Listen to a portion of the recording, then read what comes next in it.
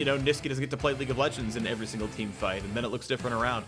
We'll see, though, as time ticks down. Yep, the LeBlanc band away, as we mentioned, the Taric that we so often see with the Callista, and it's interesting with the EG getting rid of the team fight mage and the Cassiopeia. It's trying to get rid of some of the other scaling options to Cloud9, or at least some of the counter picks to someone like Ryze. Yeah, I mean, with Ornn, Ezreal, Tom locked in, it's like all of Cloud9's aggression needs to come from this jungle mid combo.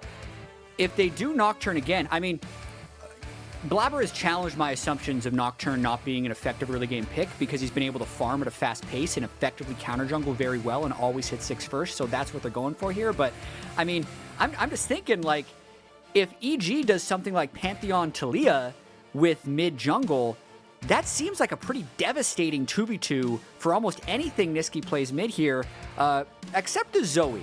I'm talking a lot here. Niski's just going to play Zoe, right? He's played it 8 times, 7-1 on it, but is totally dominant in the first playoff series. They're moving Pantheon to mid. With that Trundle lock in, unless you're playing Pantheon support, which, I mean, I guess you could see, but I don't think is likely. They could do Trundle support even. Okay, you know, that's fair as well, I suppose. I think Trundle would actually be reasonable into Tahm Kench, and that's actually what it is, because I thought Ryze was coming through with the Cassiopeia ban for sure, and it is Ryze in the mid lane. So, yeah, I think you're more right that it's Trundle support as their answer to Tahm Kench. Siphon the stats off of Ornn, have a front line, you know, pillar disengage the aggressive tools. They are getting the Ryze. Jizuke is very good on the champion, and it means that you've got an answer, that champ, with the Cassiopeia ban. Either way, whether it's going to be the Pantheon or the Trundle bottom lane, it's going to be interesting, and that'll dictate where they're going to be playing through.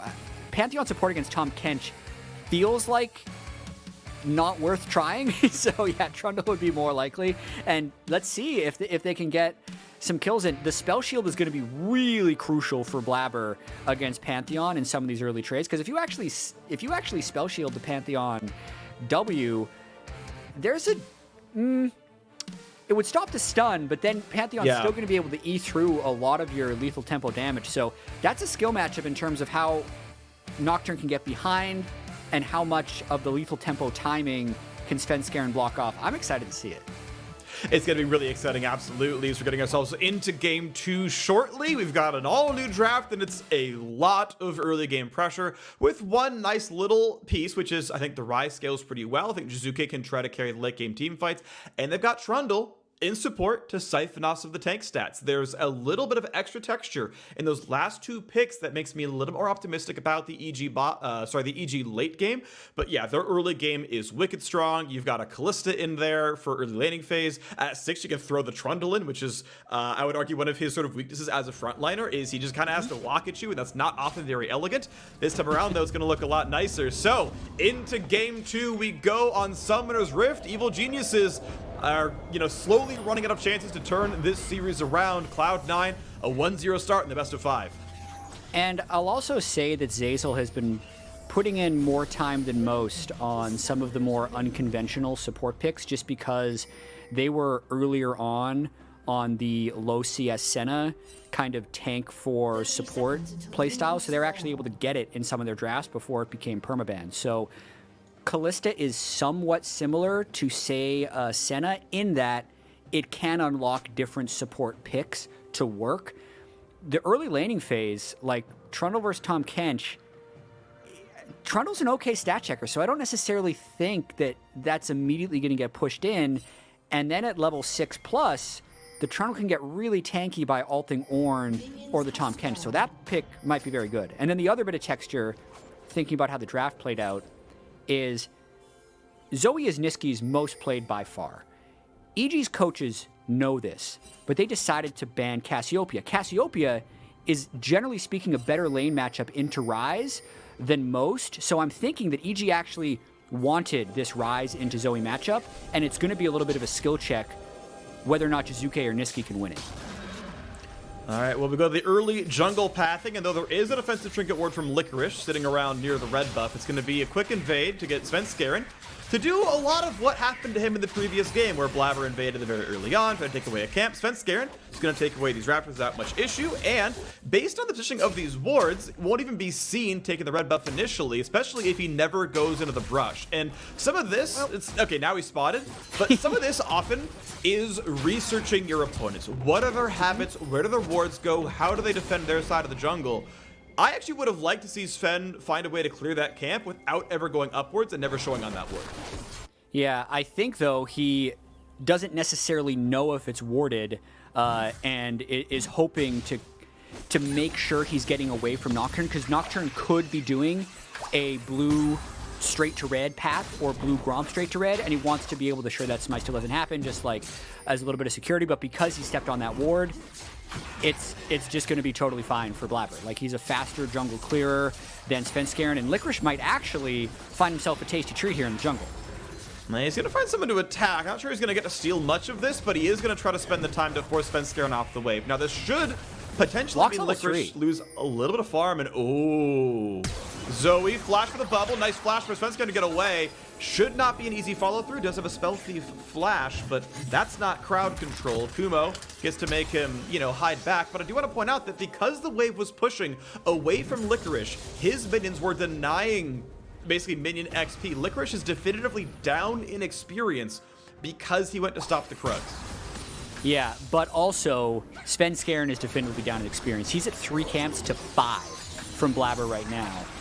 And Blabber can easily take the Scuttle Crab in the bottom river to keep roughly a 2-camp advantage. So again, Blabber with an early farm advantage on the Nocturne, but it's whether or not Svenskeren can make something work. He's now flashless ganking a Zoe. Jizuke, yeah. But it's a flashless Zoe, right? And Jizuke, theoretically, if he had cooldowns, could have gone for the flash-powered Rune Prison, and then, maybe the Pantheon follow-up is there. That's obviously a very aggressive line of play, and Blabber was nearby. Okay, the camp's back up. Svenskeren does not have a way out. He does not have a way out. He's gonna be speared. He's gonna put up the shield. He's gonna stay alive, but there is all the damage in 2 games in a row. Niski and Blabber combined for first blood. Big mistake. Really big mistake from Svenskeren, trying to deny the Nocturne a level 6 path when his entire blue side is up. Svenskeren can easily just farm safely as a flashless Pantheon who will lose in these 2v2s against the Nocturne Zoe at this point because he's underleveled. So just a really big early game mistake there by Svenskeren, kind of supercharging Blabber and Niski in the late game. They just walk up, they see him, he doesn't have health, Jizuke has no mana, so there's no way he's going to actually be able to support him, and it's an easy first blood for Niski. Yeah, oftentimes you can go for an invade if your mid has priority. In this case, it did not. Licorice and Kumo to 1v1 with a very large minion wave hitting Kumo. He's going to stab the cannon minion, get a bunch of health back, then kite back as the minion's going to drop aggro on all sides. Now Licorice temporarily actually has the level lead. He's 5 first. Svenskeren coming to the backhand side. Kumo double knockup. Going to look for number 3. Nice flash. Oh, Licorice takes him down. Svenskeren can certainly try to damage his old teammate, but it's not gonna be enough. Licorice says, this is why you're on the Academy team. And Licorice has been stepping up throughout this playoff. He destroyed Someday in the first round series, and now Aatrox versus Ornn smashed as the Aatrox. Ornn versus Aatrox gets a solo kill while Svenskeren is there trying to gank him, and that's after he gave up early experience to push Svenskeren out of his jungle. Definitely a desperation attempt by EG to try and make that happen, and it just goes from bad to worse. They're thinking about a dive. If Niski can move up here, they can kill him again. It's a flashless Aatrox, it's an ult on Ornn. Okay. Pantheon can't be there because he's too low level. They might go for this. In. 3v1, who's gonna pull aggro? Licorice sounds the horn, finds the knockup. Blabber's gonna be there for the fear as well. There is no chance to do literally anything for Kumo. He was powerless, and he's gone again. Oh dear.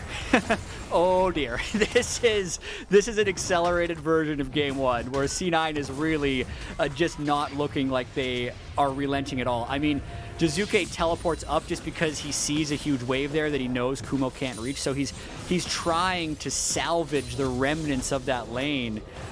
Might actually get something done. Licorice has no flash. Jizuke has his. He's gonna burn flash for the play. EQ, one more audible kill him. No, oh, he gets man. hit.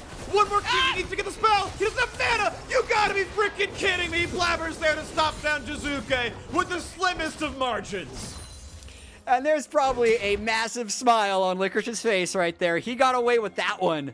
Jizuke, it was the mana. I'll have to see if one of his Qs didn't bounce, but this was a whole sequence of plays that we have to go back for. So this was Licorice chunking down Kumo very low before the eventual Pantheon gank, which I actually think comes in about 15 seconds. So we might be in for a little bit of a ride, but you can just see like the close trading. Licorice has confidence the whole time. He knows his damage. He's kept just enough mana to have this kill. Lands a Q, just flashing behind the Q2 of the Aatrox, and then it's just this little baby level 3 Pantheon with the blue buff who can't really do anything left to try and finish him off. So, yeah, 2,000 gold by 7 minutes.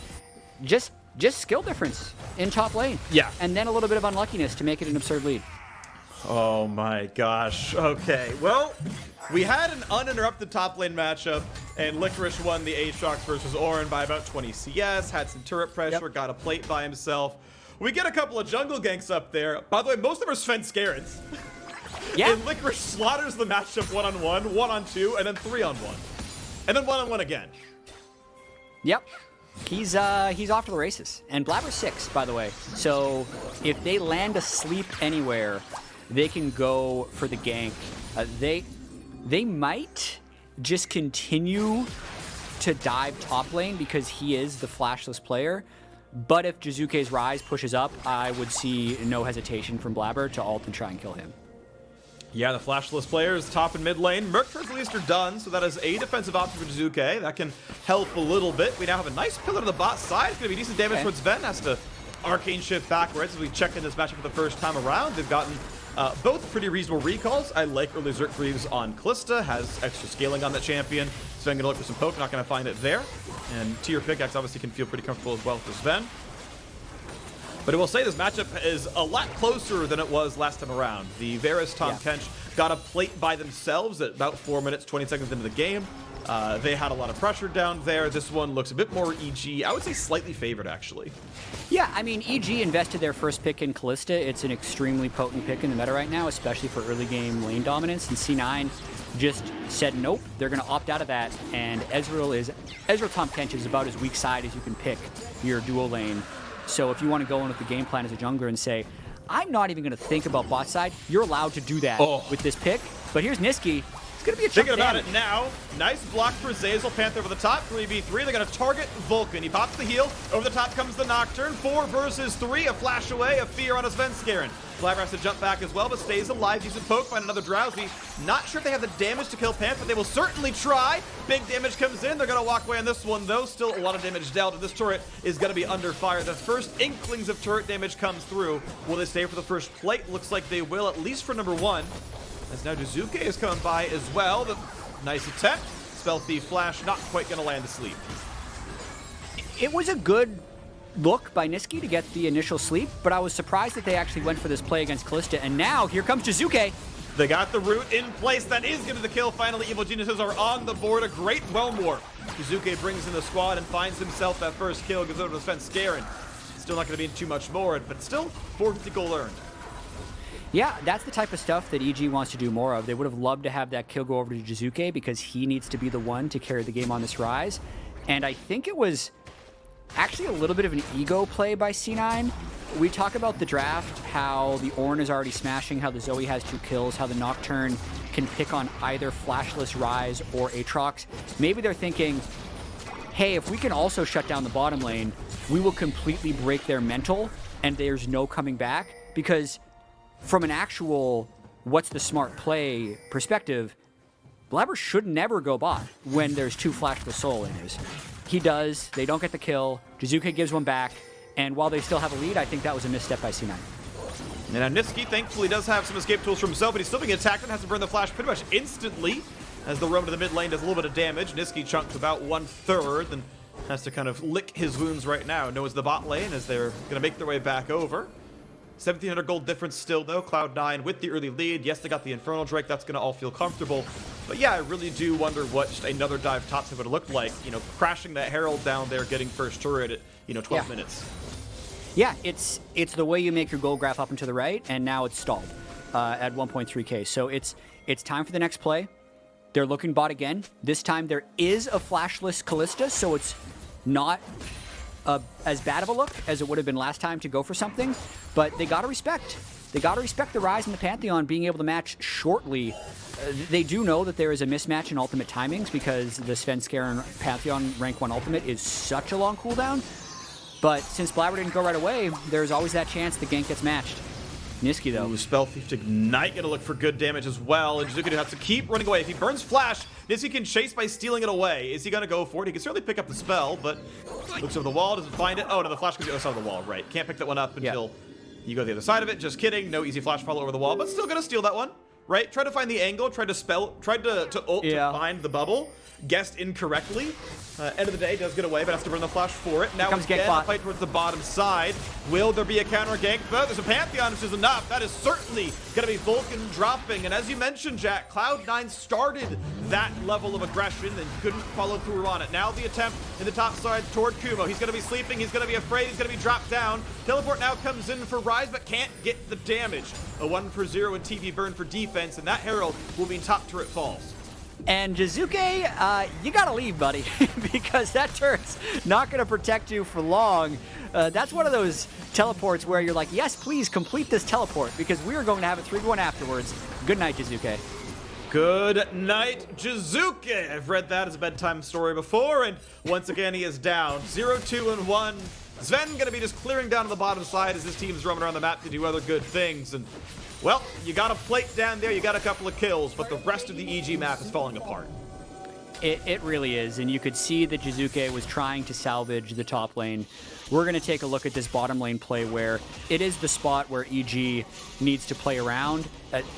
Pantheon Ultimate is an incredible ganking tool, and when you're trying to gank a Tahm Kench plus X lane, you always have to focus the Tahm Kench, but of course once that Panth ult is down, C9 knows this is actually an unstoppable play. So they land everything. Nothing is able to be flashed. And Jizuke, it's a bit of a fool's errand trying to defend for the 0-2 Aatrox in this point. He really probably should have just been pushing mid lane, but trying to make the right team play, protect his top laner a little bit, ends up just giving an extra 300 gold plus assist pool over to C9. Well, the Drake is alive, and that is one thing that can maybe go EG's way, as they were running the bottom side of the map. Maybe they've got players to actually contest for it. Zeyzal taking some poke from Niski, walks back out to safety. Gonna drop the ward, gonna drop the scuttle. EG feeling at least comfortable down here. Top difference may or may not matter. Licorice is ulti-less, which means his TP is not all that important. Licorice, though, could burn both. Or, sorry, Kumo could burn both. Down 2 levels, though, is gonna be awkward if a fight does break out. Sven ultis the spot for info. Nope, Dragon's not started. They're shoving in bot lane first, and now EG's gonna try for this Drake. And I think it's actually pretty high risk if C9 is willing to take a fight, because looking at the items completed, there's just much more power on the side of C9 right now, so they're gonna poke him, and if they find a pick, they're gonna go. Zeyzal's down to 1/3 health already. They hit the Drake a bit more. The Big says, you know what, you're right, I really can't. And it's a 4-on-3 right now. Jizuke shoved in mid. It is a wave getting denied. That is some pressure on the turret that might come through for a bit more. Nice smite comes through. They pick that one up. And Licorice has roamed down. Looks for the knockup. They're going to get that one, but a nice shield comes up to keep him safe. 2 Drakes to Cloud9. Wave lost in mid. Everyone else staying alive. Yeah, I mean, at least they got the ult out from Svenskeren, but there was no way they were going to pick up that Ocean Drake if C9 opted to contest. C9 does the right thing. Licorice even roamed down. It does buy a little bit of time for Kumo, and again, kind of like game 1, EG is in panic mode. They're just trying to figure out what is the one thing we can play around. It's likely if Bang completes his first item, Blade of the Ruin King, and if Jizuke can start just applying side lane pressure, then it's about playing around Pantheon ults and Kalista engages, because otherwise, in the 5v5 teamfights right now, they are just completely overmatched.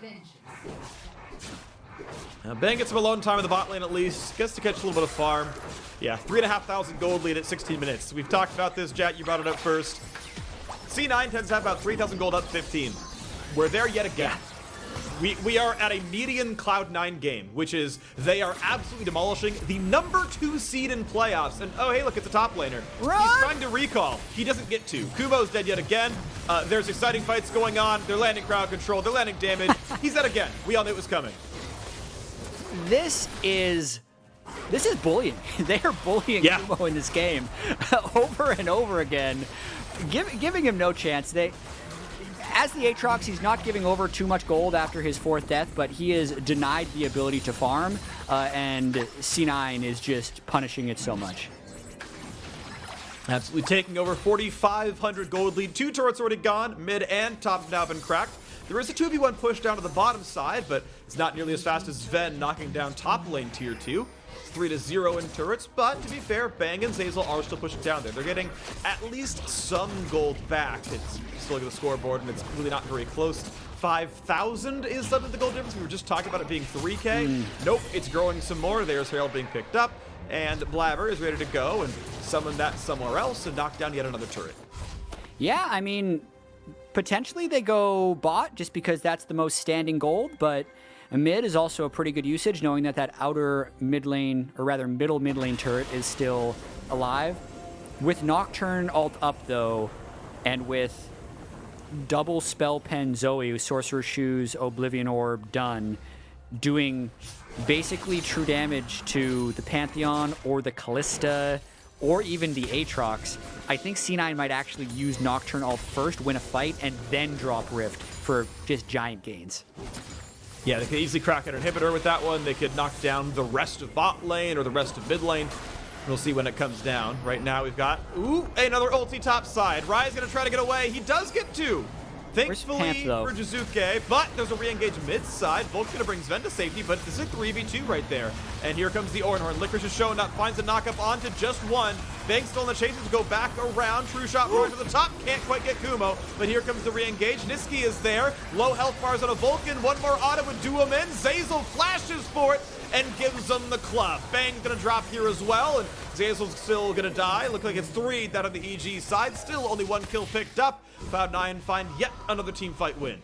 And that was an auto attack away from a 4-for-1, let alone a 3-for-1. That was just total demolition by C9. It looked like, actually, I could have sworn Pantheon was trying to use his ult up top to join Rise, but then once Paranoia came in, either he just didn't cast it or it got canceled or something, because it doesn't look like it's on cooldown. But the bigger answer there is just Licorice had a massive Ornn ult in the jungle, and EG is so far behind, it took them 20 seconds to kill Tahm Kench. So while all that was happening, the rest of the team was dying, and now Niski, who is 4-0, has yet to die on Zoe in 4 playoff games on the champion, is running away with another one. Absolutely running away with it. He's got the flat pen as well. He's going to assassinate some more backliners. Jizuke has Merc Treads. Not going to be enough for him in most cases.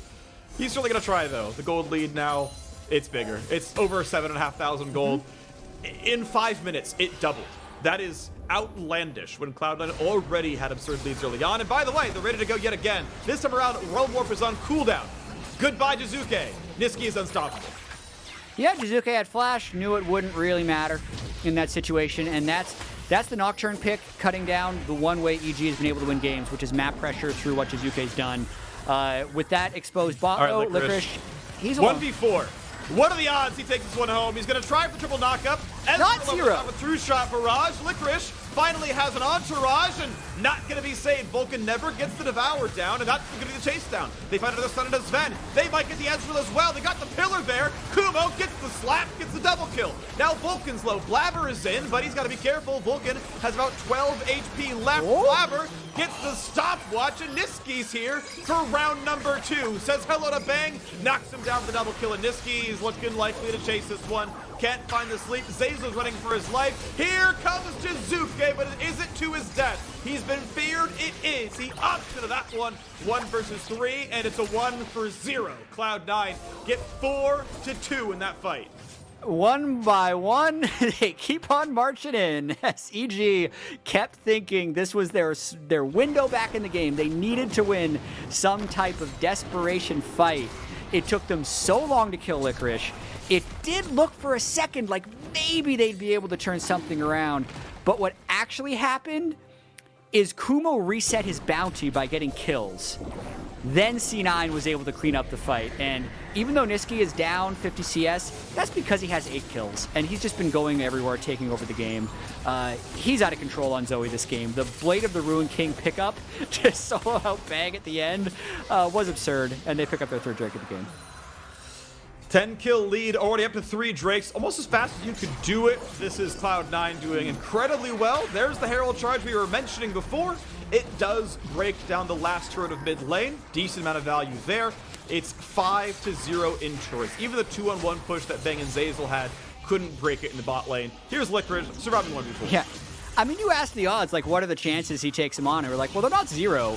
This is, the Trundle ult's even used on him, so he's shredded, but he gets the triple knockup.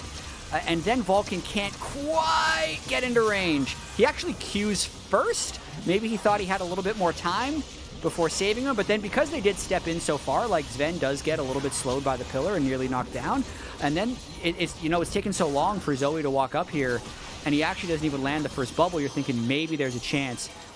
Incredibly crucial stopwatch by Blabber, because they need him here when the Ryze teleports and then Ryze ults in. Without this Terrify, which by the way keeps going after he's been devoured by Tom Kent. Yep.